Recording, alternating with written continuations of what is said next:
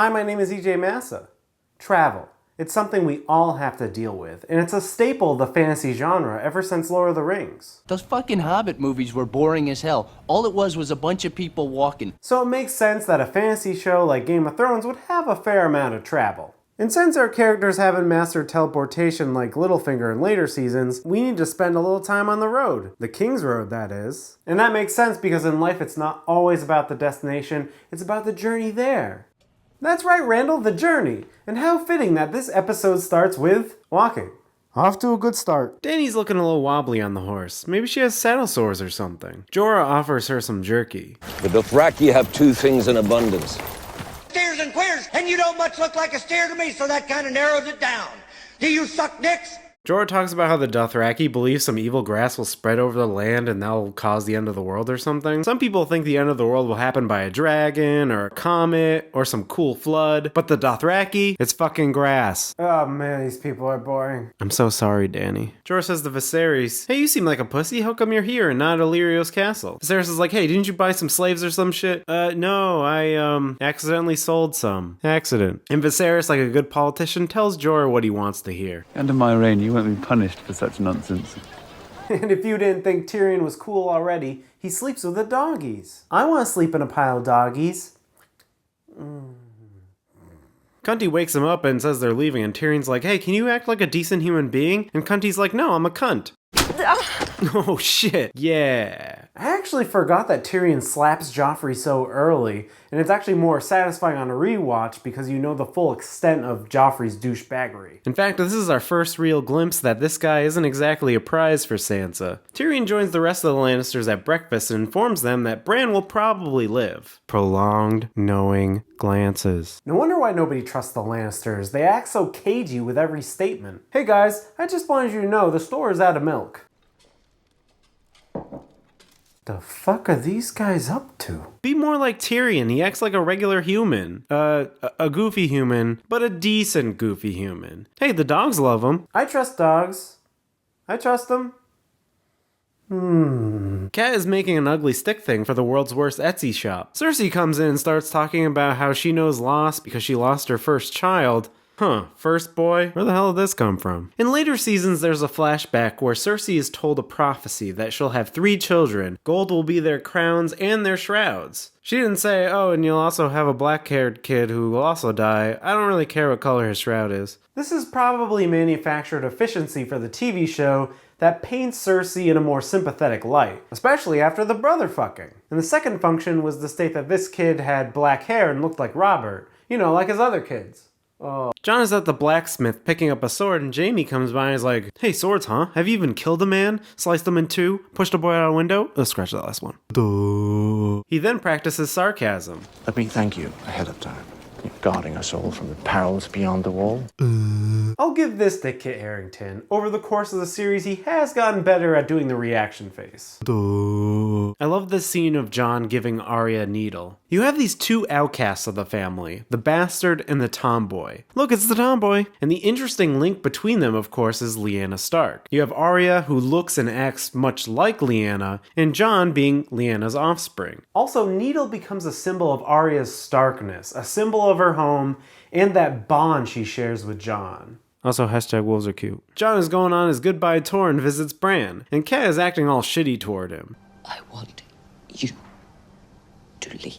Okay, fine. How about I go to this depressing frozen wall? Will that make you happy? You really feel the tension between them. In many other scenes, Kat is just a gentle, noble lady. The only time she freezes up and acts harshly is when Jon Snow is involved. And it's certainly understandable from her perspective. And so much is conveyed in this shot with cinematography. You have Jon and Kat on opposite sides of the frame, and Ned in the background between them. Because Ned is keeping his promise to Lyanna to keep Jon's identity secret, and hasn't even told his loving wife, he's the cause of this rift between the 2 characters. Ned is honorable to a fault, and he might be technically doing the right thing, and sure, he could have told Kat, and maybe somehow she could have spread it around and it could have gotten to Robert. So he's being overly cautious. Ned's over-reliance on his sense of honor and justice lead to his downfall. Robb says his goodbyes to Jon as well. You Starks are hard to kill. Ned and Jon part ways outside Winterfell. The next time we see each other, We'll talk about your mother. That's tragic. I feel like if you live in a medieval society and you say, I'll tell you next time I see you, that basically means you'll never tell them. Because you'll be dead from the plague. Oh, it figures the next time we see Bobby B's pissing on a tree. Ned and Robert sit at a cute table for bros. Bobby B begins talking about all the sweet babes he's had. This was locker room talk. He also brings up Wyla, who he claims is the mother of Ned's bastard. Oh, Ned shuts that shit right down. Wait, who is Wyla anyway? Is that Wyla? Or maybe it's just a cover story. Bobby B gets tired of talking about whores and remembers he wants to kill people. Namely Danny, who got married and now has a barbarian army. What Bobby B doesn't know is that these horse people are afraid of water and evil grass, so maybe they'll be fine. Oh.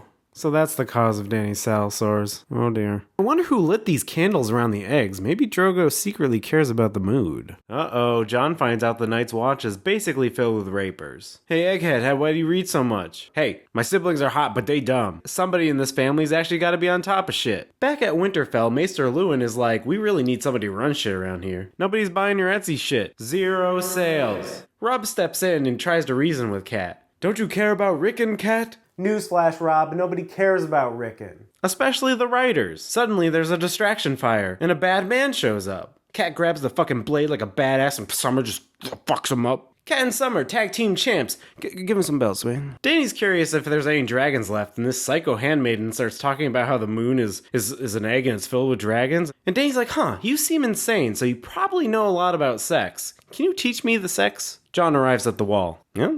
That's a wall. Cat snoops around the tower and finds a strand of hair. Wait a minute. Who else has hair? Of course, the Lannisters. Cat tells everybody that Bran was probably thrown from that tower, and she's gonna ride to King's Landing to warn Ned. Roderick steps up to go with her. My mutton chops will protect you, my lady. The psycho handmaid teaches Danny about some empowering woman stuff, and later that night she tries it on Drogo and it totally works. That gives me hope that someday I might be able to seduce my rapist. Oh look, it's Mr. Skull again. Sansa gets startled by this mute imposing executioner. I don't get it. What's so scary about a silent dispenser of death? Cunty decides to whisk Sansa away for a stroll. They run into Arya and the butcher's boy playing swords, and Cunty can't help himself and he does something cunty, which leads to him getting bit by a wolf and crying on the ground. Yeah, it feels good to see this. But since Nymeria kind of bit the heir of the king, Arya has to send her away, throw rocks at her, and you never see her again. In the books, Nymeria roams the land and gathers a wolf pack, and Arya has glimpses of this through her dreams. I'm hoping, since Arya's back in Westeros in the 7th season, that she runs into Nymeria and her wolf pack. Arya is brought before Bobby B. The Lannisters tell a perfectly correct and unbiased portrayal of the events. Sansa takes Cunty's side by pleading ignorance. Arya is level-headed and cool about it. Just kidding, tomboy. Bobby B comes to his senses. Oh wait, these are just stupid kids and none of this matters. And you're a sissy and you got beaten by a girl. But that's not enough for Cersei, who really loves dog murder. One dog murder, please. She calls on the executioner to kill Lady since Nymeria is gone. The wolf is of the north. She deserves better than a butcher. Dude, I'm right here. Or I can talk. Ned strolls up to Lady and then he kills the doggy, which initiates another Bran cliffhanger. What has he seen? Will he remember anything? Will this change anything? No. This is a really solid follow-up episode to the pilot. Lots of great character scenes like the ones between Cat and Jon, Ned and Robert, and the confrontation about what happened at the river. Plus you have the thrilling almost murder of Bran, which adds more fuel to the intrigue fire. The pilot sets everything up, and this episode keeps things rolling along. And in the end, that's what's great about this show. The characters. Yeah, sure, this series is known for the shocking deaths and huge set pieces, but the scenes I remember the most are the ones that go right to the heart of the characters. And you begin to understand those relationships and the rich character dynamics in this episode. Anyways, that's all I have for today. See you next time. Come to me, doggies.